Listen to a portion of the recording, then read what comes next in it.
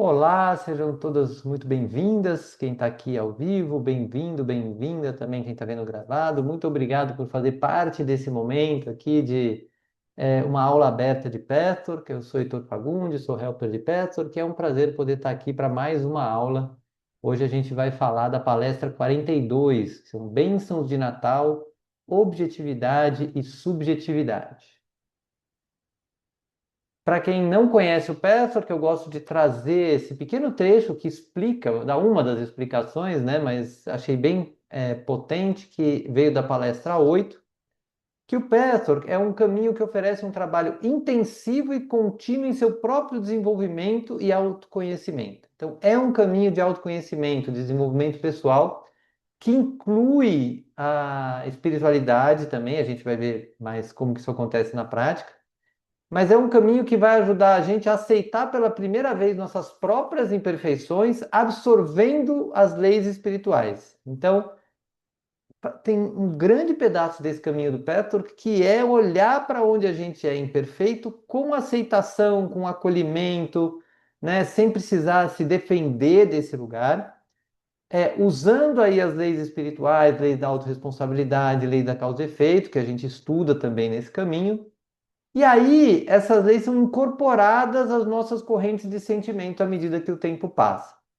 Então, é um trabalho que não tem pressa, não tem pausa também, se você não quiser fazer, você vai estudando, se desenvolvendo e aplicando os conceitos que a gente estuda aqui na vida, normalmente com um impacto muito saudável, muito positivo. E todo esse conteúdo é baseado em 258 palestras que foram canalizadas aí entre 1957 e 79, dando também já um tom de espiritualidade, né? Não, o Petro de forma alguma se propõe a ser uma religião, porque hoje em dia o que a gente trabalha são em cima de textos, não tem regra, não tem, né, cada um usa e lê essas palestras como quiser.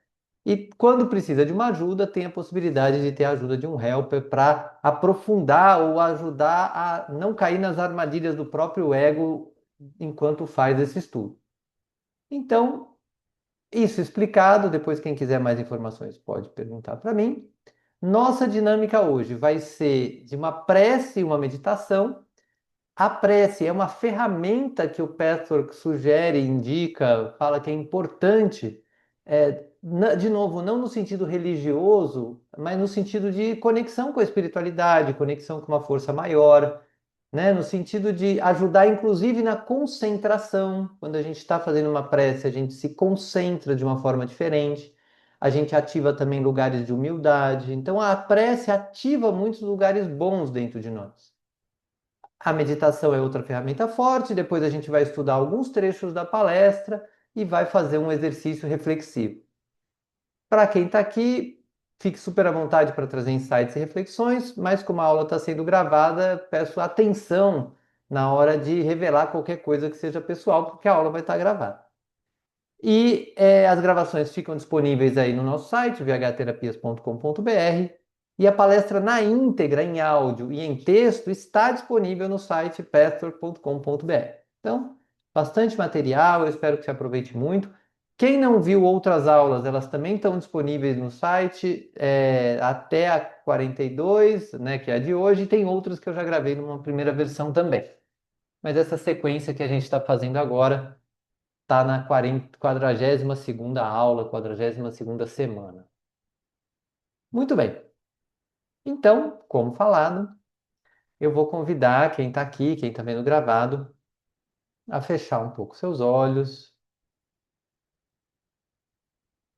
e considerar a prece como o prelúdio da meditação.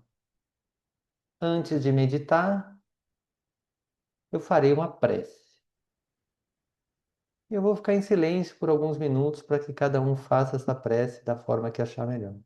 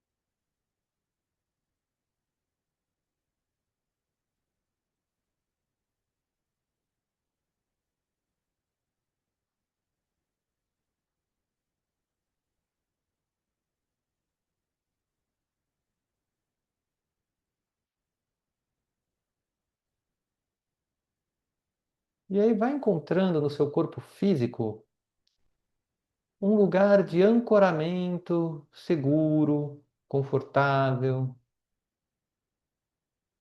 um lugar no seu corpo físico onde você se sente bem. Talvez seja a sola dos seus pés, talvez o apoio do quadril na cadeira,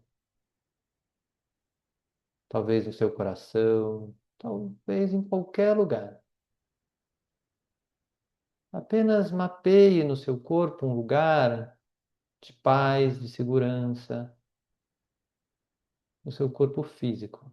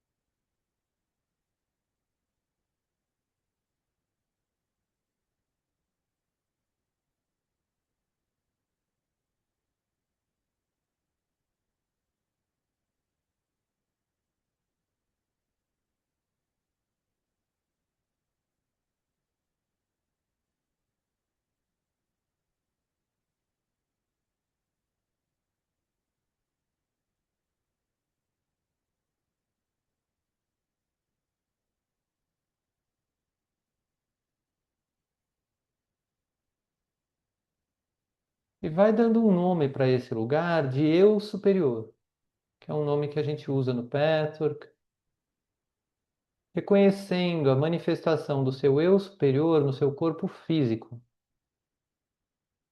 que é no eu superior que a gente tem essa segurança, esse centro, essa força.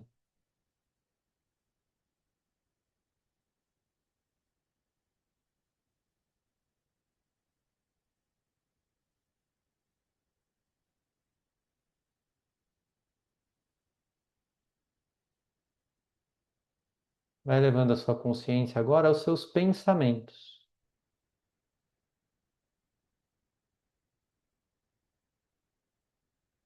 Perceba como eles estão.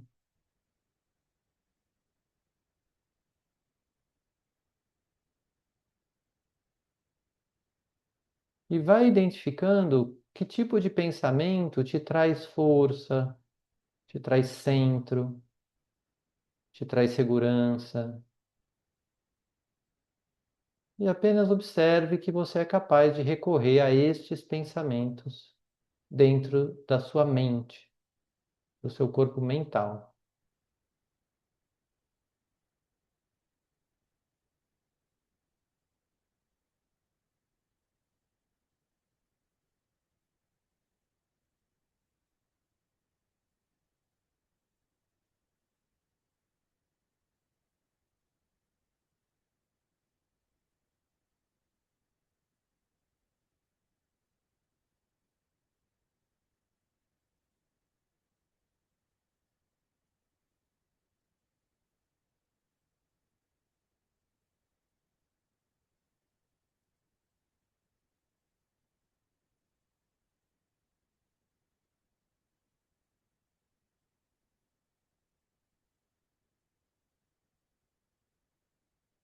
Observe como você se sente ao fazer isso. E vai chamando esse lugar e esses pensamentos do seu eu superior mental.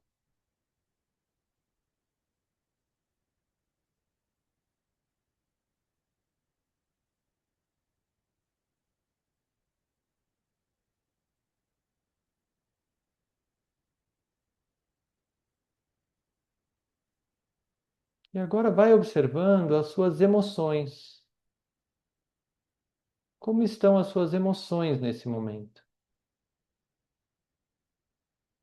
Talvez estejam presentes, talvez estejam ausentes, imperceptíveis ou perceptíveis.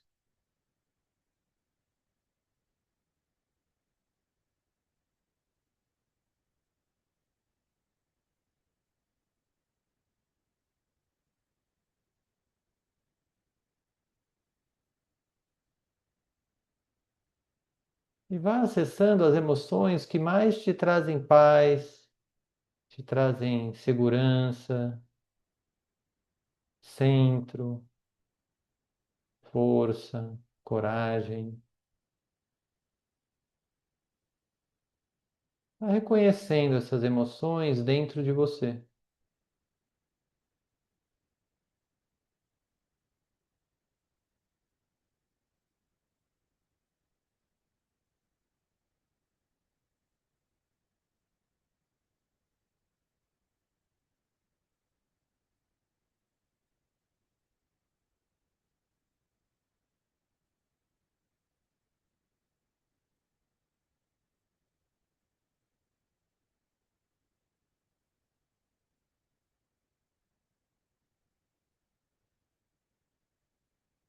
E vá denominando essas emoções do seu eu superior emocional,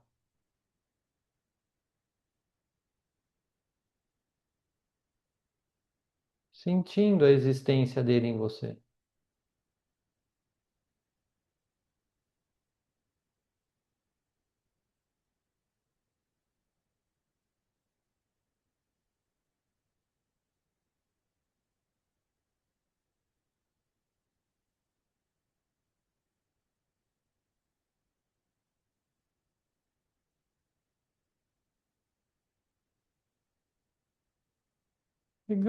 Agora vá se conectando, ainda que você não saiba exatamente como ele é, com seu eu superior espiritual. Só trazendo a intenção de senti-lo, de reconhecê-lo, em mais um minuto de silêncio.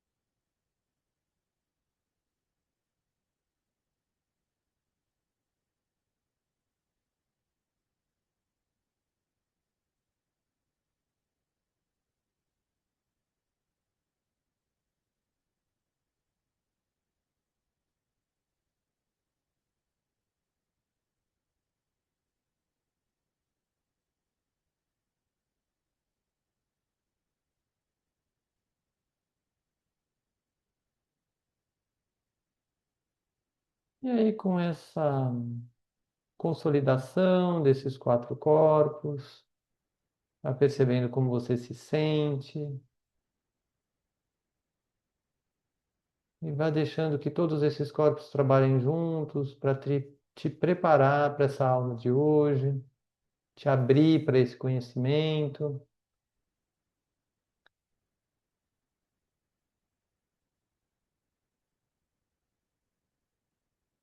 E aí, lentamente, quando você se sentir pronto ou pronta, só abrir os olhos para a gente começar.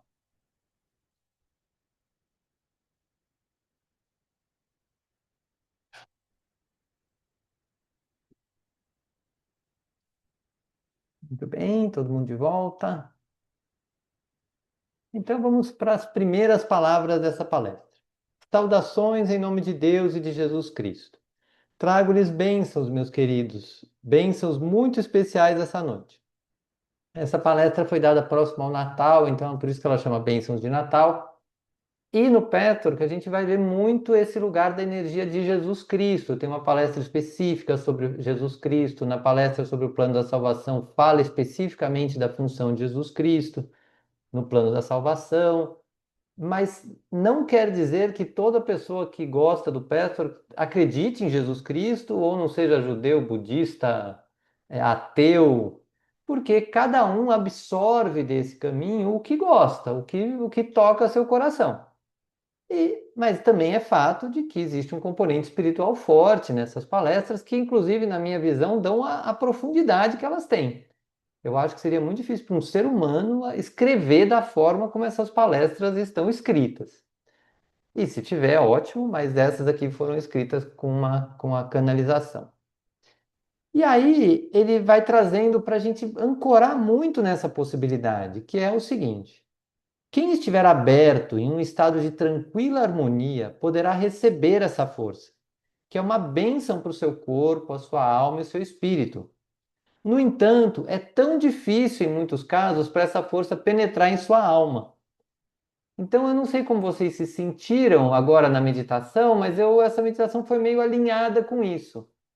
Eu não sei se alguém aqui quer ou quer que eu até faça uma pausa na gravação, ou se pode revelar gravado.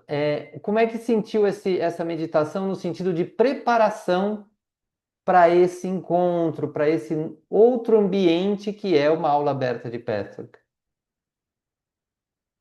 Alguém, deixa eu dar uma pausa na gravação só para ver, só para a gente trocar um pouquinho. Muito bem. Então, espero que para você que está vendo gravado também tenha ajudado a meditação. E o que que ele continua dizendo, né? O que que tem na palestra? Tentem construir seu amor, sua compreensão e seu perdão de modo a poderem compartilhar desse maravilhoso alimento espiritual que poderia preencher seu coração e cada partícula de sua alma para limpá-los de todas as impurezas para sempre. Então, é a nossa construção de amor, de compreensão, de perdão, nessa conexão que eu falei na meditação, com o que a gente tem de melhor, com o que a gente já tem de bom, de evoluído dentro de nós, que abre essa porta para receber esse alimento espiritual. Então, é muito gostoso fazer esse caminho, porque ele abre mesmo, ele dá ferramentas para ir abrindo cada vez mais espaço para a gente estar conectado com esse eu superior. E aí ele começa antes de começar a falar de objetividade, ele fala de mais uma coisa interessante. Ele está falando, na verdade, na palestra sobre Jesus Cristo ter aceitado essa prova de vir, encarnar, etc. Mas eu trago isso para nosso dia a dia mesmo. Que ele fala o seguinte: já é um ato de coragem se um ser humano se submete a um destino que seja inevitável com espírito de busca positiva e construtiva de si próprio, com uma atitude de humilde aceitação. Então, você aceitar que você, de repente, está numa situação muito desafiante, que não tem meio como escapar, mas você fala: não, eu vou pegar isso aqui, vou crescer com isso, em vez de ficar reclamando, você usa aquilo para melhorar, já é um ato de coragem quando você faz isso. Mas ele fala de um ato de coragem ainda mais corajoso, que é escolher um destino como esse por amor. É como se você visse que, nossa, essa atividade aqui precisa existir no mundo. E você sente um amor por fazer aquilo, e você sabe que vai ter dificuldade, que você vai ter resistência. O próprio autoconhecimento muitas vezes é isso. Investir tempo em se conhecer é um ato de amor para consigo. Só que você vai ter que enfrentar um monte de coisa que não vai ser tão agradável. E por que é mais corajoso? Porque na hora que você quiser, você pode parar. Ninguém está te cobrando, ninguém vai dizer que você é obrigado a fazer. Mas se você mantém, né, esse ato de seguir se conhecendo e se conhecendo um pouco mais por amor a si mesmo, e também as pessoas que vão ter um você melhor para conviver, é um ato ainda mais corajoso e que paga mais, né? No sentido de você poder antecipar, não ter que esperar dar um problema para você começar a trabalhar suas próprias questões. Você faz isso por vontade. Então ele incentiva muito que a gente continue, que a gente faça e reconheça o que for possível de fazer. E aí ele vai entrar assim no tema da objetividade e subjetividade. Eu peguei mais esse tema para a aula de hoje. Tem toda essa parte das bênçãos de Natal, que é o começo da palestra. Quem quiser, acessa lá a palestra para ler, que tem uma energia muito bonita também. Mas aí ele vai falar sobre objetividade. A objetividade é outro requisito essencial ao ser humano livre e harmonioso. Objetividade significa verdade. Subjetividade significa uma verdade deturpada, ou, na melhor das hipóteses, uma meia-verdade, chegando a ser uma completa inverdade em muitos casos. Ao contrário de uma mentira consciente, a subjetividade significa uma inverdade inconsciente ou não premeditada. Ao purificar as profundidades da sua alma, vocês encontrarão primeiro os pontos em que a inverdade existe dentro de si mesmos. Então serão capazes de plantar a verdade em seu íntimo depois que a inverdade tiver sido expulsa. Então, isso aqui é puro autoconhecimento, é um convite a olhar para dentro de si e saber que, olha, eu acredito nisso, eu tenho uma imagem a respeito de como é a vida, os homens, as mulheres, e esse conteúdo interno, deixa o olhar para a vida subjetivo. Então, quando a gente vê uma situação, um morador de rua, vamos dizer assim, né? Talvez um lado nosso se sinta muito triste ou revoltado com o governo que não faz nada por aquilo. E você vai trazer todos os seus conceitos, imagens, crenças sobre o que é um morador de rua existir no mundo. Agora, talvez se você perguntasse para um morador de rua o que é um morador de rua existir no mundo, do ponto de vista dele, ele vai ter outras imagens, outras ideias do que o mundo significa e que tem a ver também com subjetividade. Então, para a subjetividade do morador de rua, existirem moradores de rua significa uma coisa. Para você que não é, vai significar outra coisa. Mas tudo isso é subjetivo. Isso afeta muito, por exemplo, relacionamentos homem-mulher ou relacionamentos homossexuais, onde duas pessoas que estão intimamente conectadas têm imagens, têm conteúdos internos muito distintos. E isso vai afetar como um vê o outro. Na palestra de hoje, ele vai trazer a informação de que é importante para a gente, como ser humano, para ser livre e harmonioso, olhar as coisas com objetividade. Então, existe um morador de rua na rua. Isso é o dado objetivo, não requer interpretação. Ele está lá num determinado tempo, num determinado lugar. Você pode tirar uma foto, ver a roupa que ele está. E se a gente começa a trazer um olhar mais objetivo para o mundo, Fulano fez isso. Não sei se isso me incomodou, não, mas é só um fato. Fulano fez isso, Fulana fez aquilo. Deixa a visão de mundo muito mais tranquila para a gente poder ter harmonia. Porque não é, fulano fez isso, então ele é uma pessoa assim, ele é uma pessoa assada, ele não devia fazer. Não. Fica um fato objetivo. Fulano fez isso. Então aqui ele vai trazer o conceito da importância da objetividade.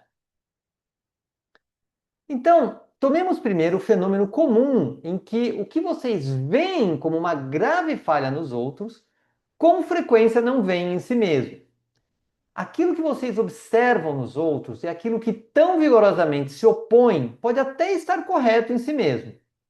Porém, trata-se de uma meia-verdade, porque vocês julgam e não veem onde em si mesmos se desviam daquilo que é certo e bom de uma maneira bastante semelhante. Aqui ele vai começar a entrar nesse lugar onde a gente se relaciona com as pessoas pondo defeito.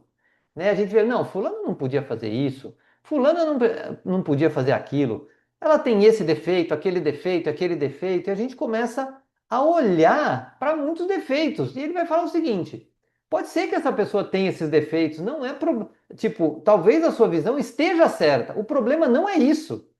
O problema é que talvez você também tenha defeitos muito semelhantes e você não olha. Talvez não seja no mesmo grau, mas talvez tenha. E seria muito mais útil você conseguir falar: nossa, isso que eu estou vendo, a pessoa é gananciosa, vamos dizer assim. Ah, fulano é ganancioso. E fala: eu não sou ganancioso. Fulano que é.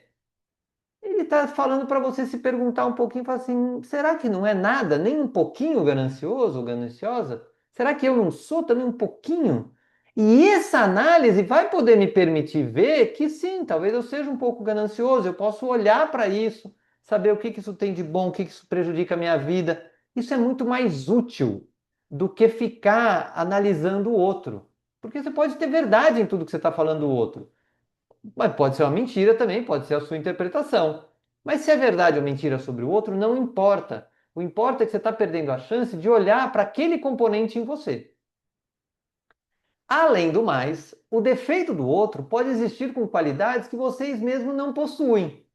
Isso é outra coisa interessante. A gente olha para o outro e bota todos os defeitos. Tem isso, tem isso, tem isso, tem isso. Mas não para olhar qualidades que aquela pessoa tem, porque todo mundo tem qualidades e defeitos. Então esse é um outro exercício interessante. Não para passar panos quentes no outro, mas é para fazer um exercício novo de olhar. Porque é muito comum a gente pegar e olhar rapidamente os defeitos de quem nos incomoda. Mas é um exercício novo parar e falar, não, mas quais as qualidades dessa pessoa? É uma forma da gente se desenvolver internamente. E existe um outro extremo da subjetividade que provém da mesma raiz, embora se manifeste de um modo muito diferente. Muitos seres humanos são muito severos com aqueles que os fazem sentir-se não amados e criticados, ou pelo menos inseguros. Nesse caso, sua defesa é sua própria severidade para com eles.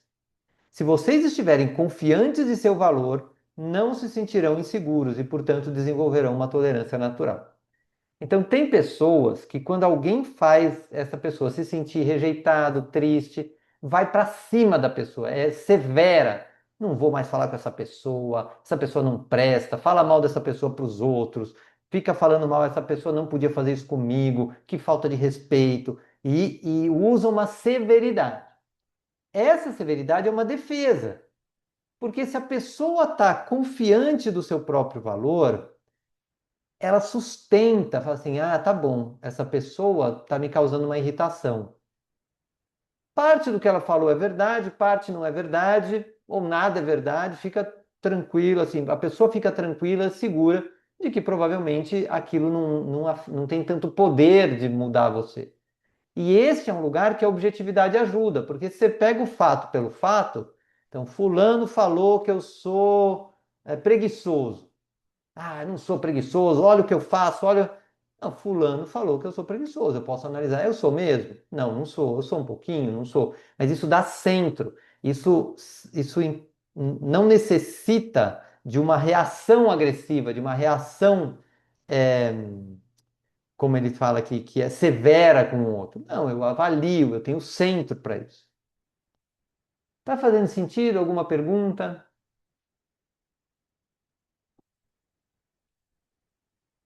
Muito bem. Quem está vendo gravado pode pôr perguntas nos comentários depois. Então, agora ele vai falar de uma outra coisa, que a gente. Heitor, eu Primeiro. posso falar? Oi, Tem uma claro, fala, paz. pergunta.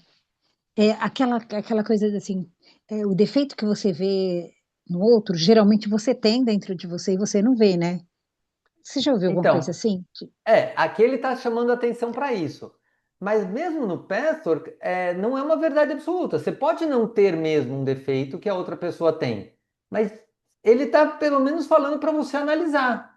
E talvez você tenha em algum grau, né? Você tem, poxa, em algum grau eu tenho isso também. E uma pessoa que realmente não tem um defeito, vamos dizer assim, vamos pegar o caso da preguiça.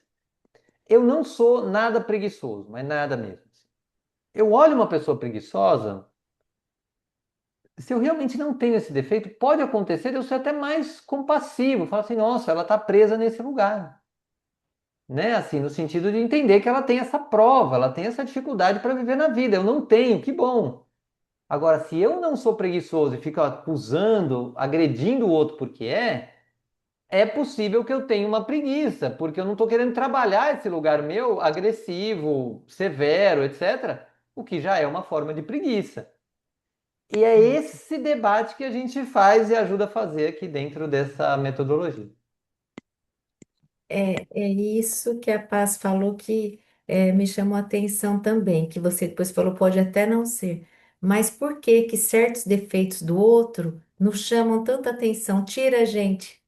Porque Hum. deve ter alguma coisa dentro da gente, né, Paz? Não foi isso que você quis dizer de Isso, alguma maneira? Porque tem isso, um monte de defeito. Alguns isso. passam para a gente tranquilamente. Agora tem uns que a gente quer reagir, quer, não é? Então, alguma coisa tem que deve estar ressoando dentro da gente, não é? Aqueles que mais Então, a gente critica, que mais a gente vai querer, que nem ele falou, se manifestar com severidade. então, pode ser que tenha, como eu falei, pode ser que tenha no mesmo grau, em algum grau, mas o Pessoa também traz a possibilidade que não tenha este defeito, mas tem um outro, por exemplo, de ser muito julgador. Eu não sou preguiçoso, mas eu julgo. E eu, pelo hábito de julgar, eu tenho esse hábito de ficar julgando. Então, assim, não tem regra fixa, e isso o Petro deixa muito aberto. A gente tem que olhar o cenário de cada pessoa. Então, nesse caso, a gente pode descobrir uma preguiça, talvez uma preguiça de não olhar esse julgamento, mas ou talvez falar, não, eu sou ativo, eu estou disposto a olhar, mas o meu problema é outro, é de eu ter uma imagem de muito forte do que tem que fazer e do que não tem que fazer. A pessoa, por exemplo, pode ter vivido numa infância, num lugar onde as pessoas eram preguiçosas e ela falou, nunca serei, e nunca se tornou mesmo preguiçosa. Mas julga muito quem é. Então, assim, não dá para saber. A gente tem que olhar caso a caso, entender o cenário interno daquela pessoa a respeito, daquela situação. E pode ser também que ela aprendeu que o bom é ser preguiçoso, mas aí ela não criticaria tanto. É muito amplo. Cada caso é realmente um caso.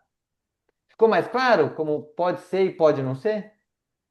Sim, Para a gente não cair no senso comum. Tem muita frase de senso comum que o Pessoal que ajuda a trazer para o pé no chão, assim, realmente pode ser e pode não ser. Quando fecham os olhos, sim, e aí ele vai começar a falar de não ver defeito em quem a gente ama, uma coisa é ver defeito em quem a gente não gosta, a outra coisa é não ver defeito em quem a gente ama.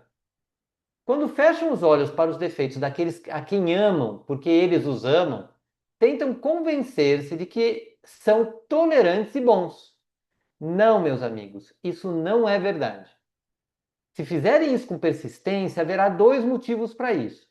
Um deles é o orgulho, porque a pessoa que vocês escolheram como sua amada e que os escolheu como amados não pode ter defeitos que vocês não considerem aceitáveis.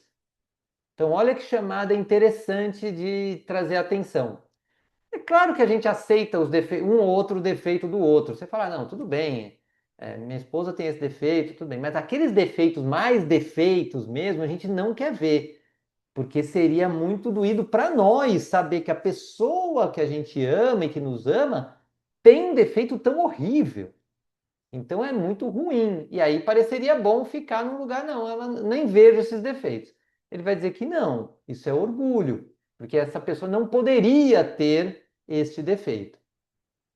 O segundo motivo é que lá no fundo do seu coração, vocês são tão inseguros em relação à sua própria capacidade de amar que precisam de uma versão idealizada da pessoa amada.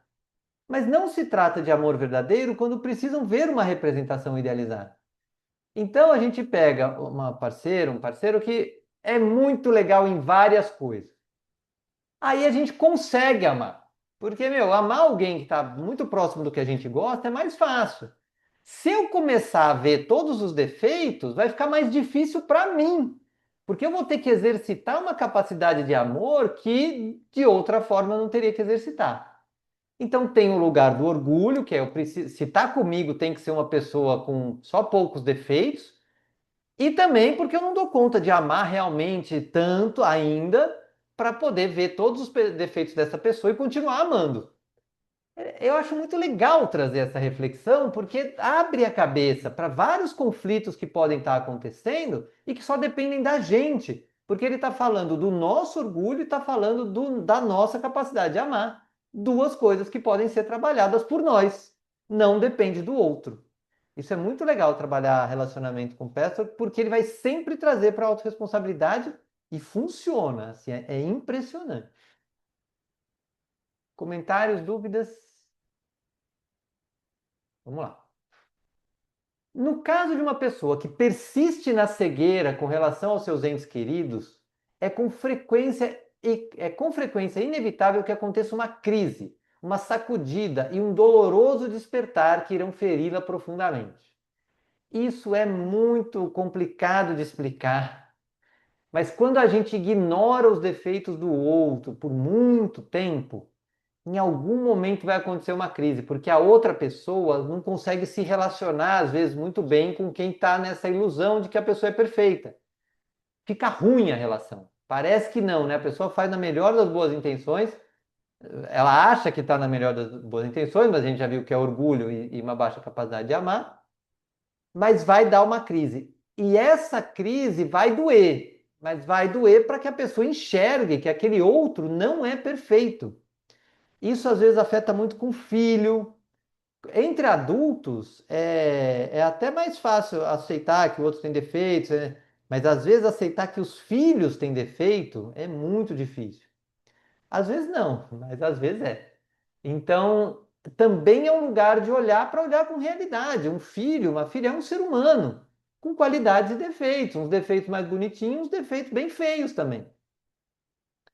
O amor maduro significa amar a outra pessoa apesar de suas falhas, conhecê-las e enxergá-las.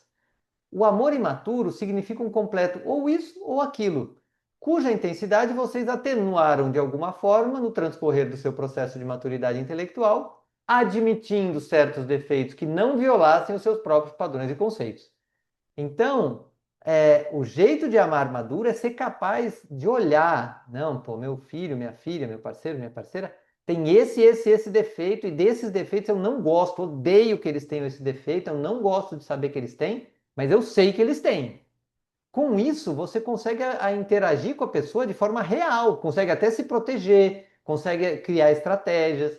Quando você nega um pedaço dos defeitos, aí você não se relaciona com o ser inteiro do outro.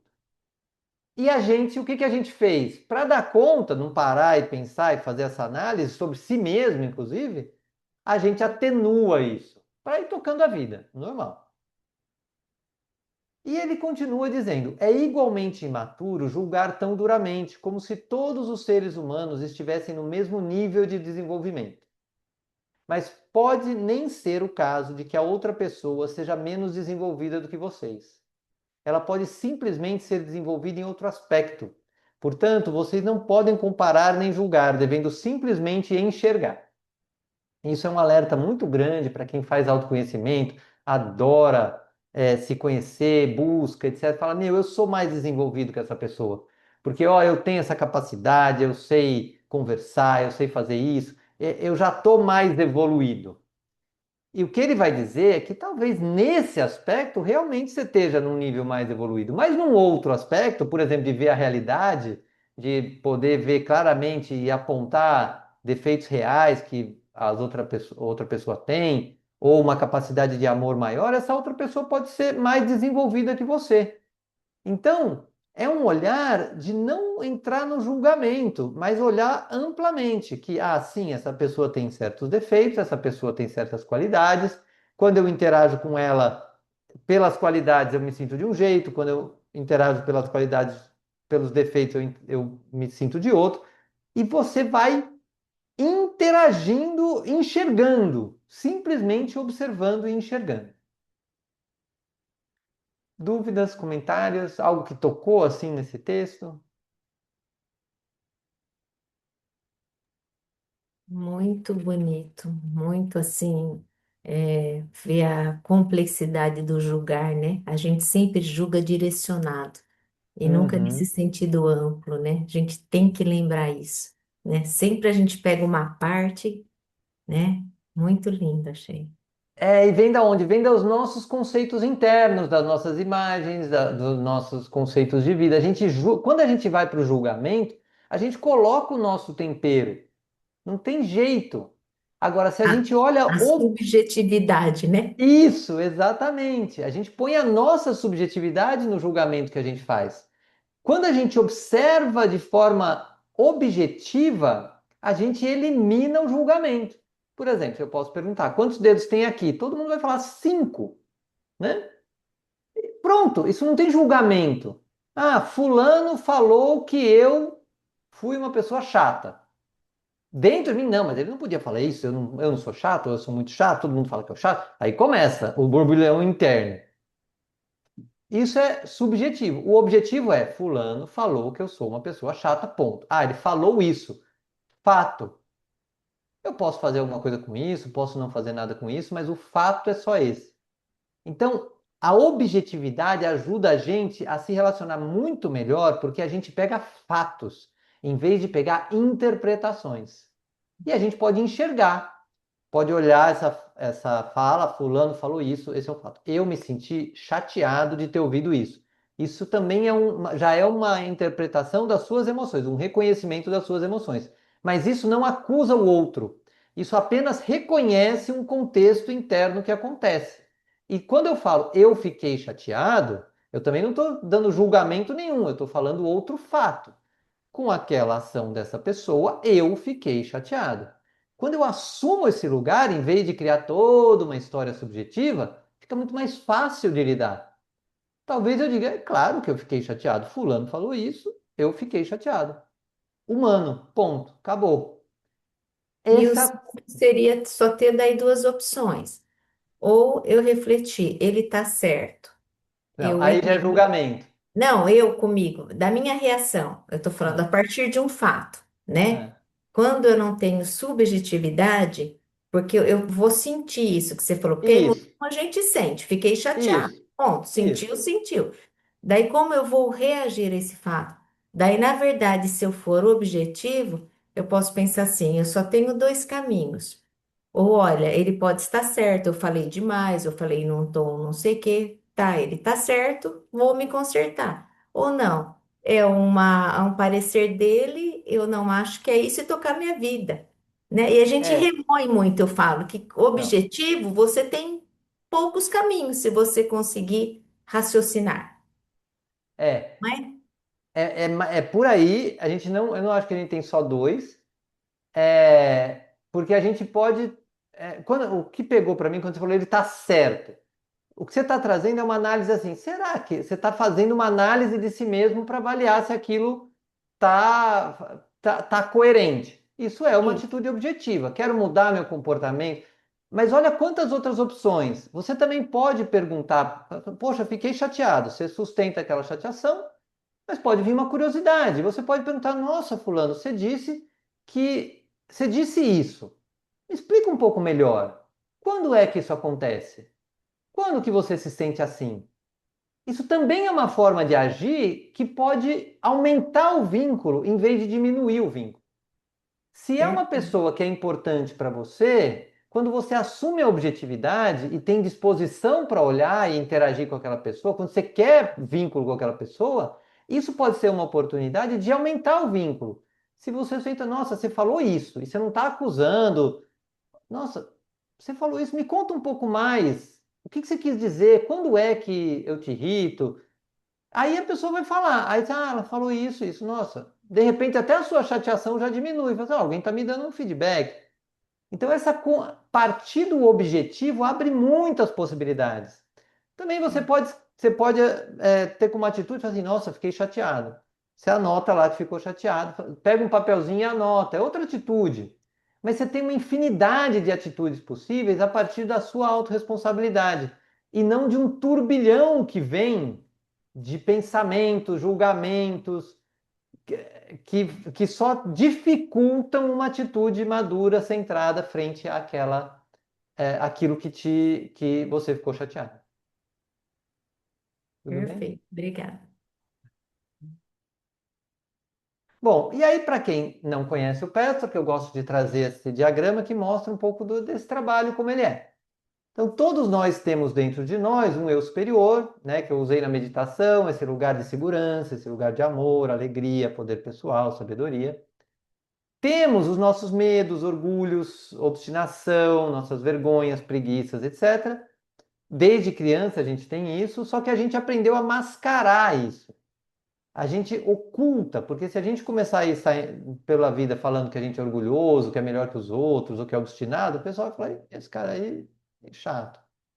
Então a gente mascara isso com três comportamentos, que a gente chama de máscara, que é o comportamento agressivo, eu estou inseguro, eu agrido. Ou eu me submeto, eu estou com medo da pessoa, eu faço o que ela quer. Ou eu me retiro, me desconecto às vezes mentalmente, me retiro do que eu estou sentindo, nem vejo que eu estou chateado com o que a pessoa falou. Eu vou para cima, ou eu fujo da pessoa. Ou através de pensamentos que criam um eu idealizado, como é que eu deveria ser. Eu tenho que ser perfeito, eu tenho que ser forte, eu tenho que ser melhor que os outros, não posso ficar inseguro, não posso ficar ansioso, não posso ficar com medo, não posso errar. Tudo isso cria um eu idealizado.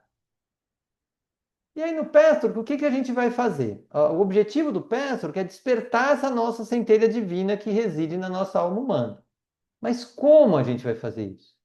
A gente vai pegar momentos onde apareceu aí a máscara, o idealizado, você foi agressivo, submisso, retirado, que começa a não funcionar. Eu brinco nos relacionamentos que sempre o que pega é quando bate máscara com máscara. E bate máscara com máscara todo o tempo.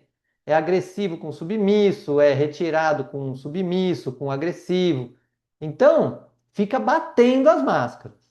Quando bate uma máscara, a gente consegue olhar para ela e falar assim: não, mas qual era o sentimento que estava, né? A gente faz um furinho nessa máscara e a gente vê, ah, ali eu estava com medo. Ah, tá bom, como é que você lida quando você está com medo? Ah, eu lido assim, não lido, eu fujo.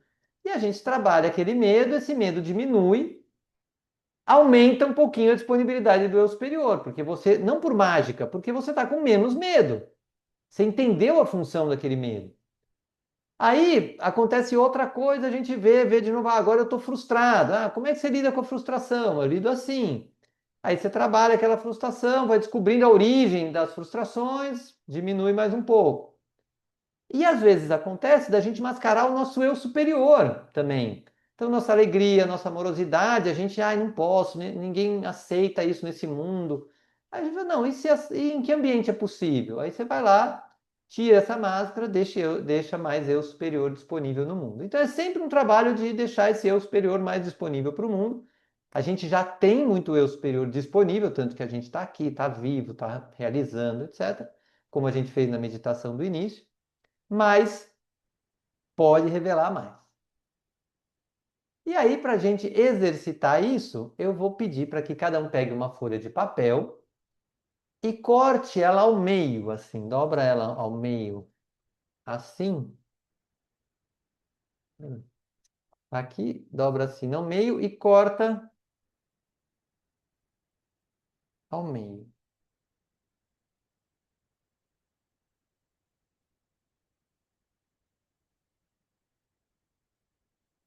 E aí, nessa primeira metade, você vai pôr o nome de uma pessoa que você tem alguma dificuldade de relacionamento.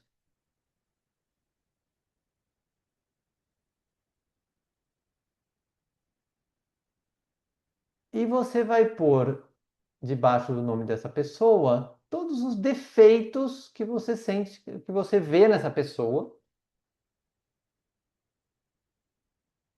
sem filtro. Ela não vai saber, mas você tem total liberdade para sair dessa defesa, dessa máscara, que tem que ser bonitinho, bonitinho, não pode falar dos defeitos dos outros. Aqui você vai poder falar livremente. Quem estiver fazendo em casal já deixa cada um com a sua lista, não precisa mostrar para o outro, não. A ideia é você revelar tudo que você vê na outra pessoa, é, mas não é um exercício de falar para o outro. É um exercício de reconhecer o que existe dentro de você a respeito dessa pessoa. Que, inclusive, pode estar errado do ponto de vista dela, então por isso que não precisa mostrar para o outro. É você ser totalmente sincero ou sincera com os defeitos que você vê no outro. Total liberdade. Eu vou dar uma pausa enquanto o pessoal aqui ao vivo faz. Muito bem. Então, agora que você listou alguns defeitos, tenta um pouquinho centrada, encontra seu centro e olha para essa folha com os defeitos da pessoa e só reconhece de que quando você está interagindo com essa pessoa, você vê isso nela. É só uma observação. Assim. Vou ficar um minuto em silêncio e que você se revelou. Você falou, nossa, eu acho tudo isso dela. E vai vendo como que você se sente, como que você observa essa revelação do que existia dentro de você, por um minuto.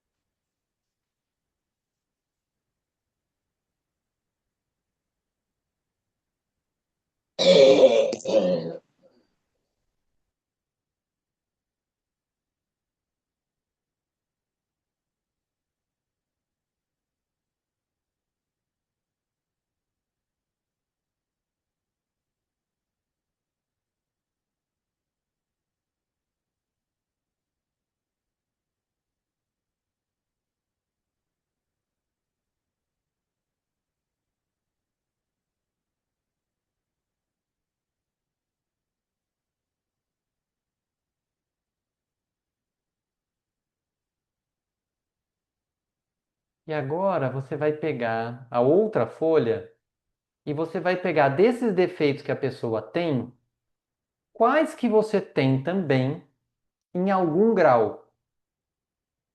Você pode até pôr na frente, isso aqui eu tenho num grau 2, mas assim, não, isso aqui eu tenho um pouquinho também, eu também tenho bastante. Todos que você também tem. Então você põe na outra folha seu nome ou eu e vai copiando. Ah, isso aqui eu também tenho.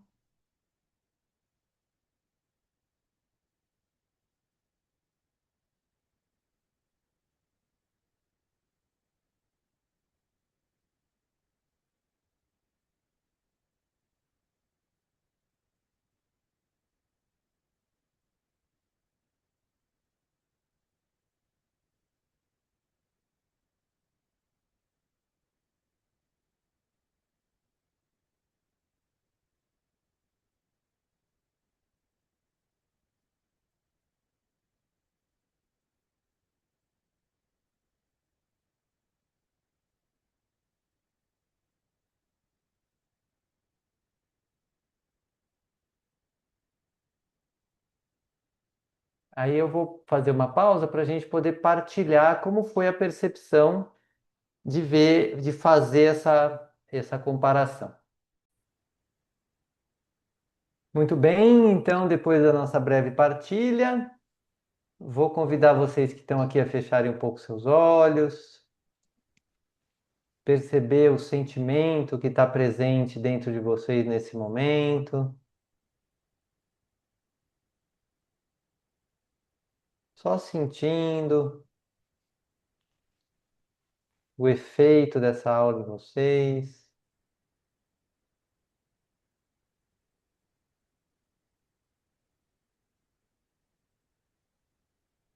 E vamos deixando que as últimas palavras da palestra cheguem para compor esse fechamento. Meus queridos, queridos amigos, anjos de Deus estão aqui essa noite para abençoá-los. Recebam essas forças especiais, todos vocês. Deixem que os raios dourados penetrem o seu coração, sua alma, seu espírito para sustentá-los. A luz de Cristo está brilhando sobre vocês. Estejam em paz, estejam em Deus.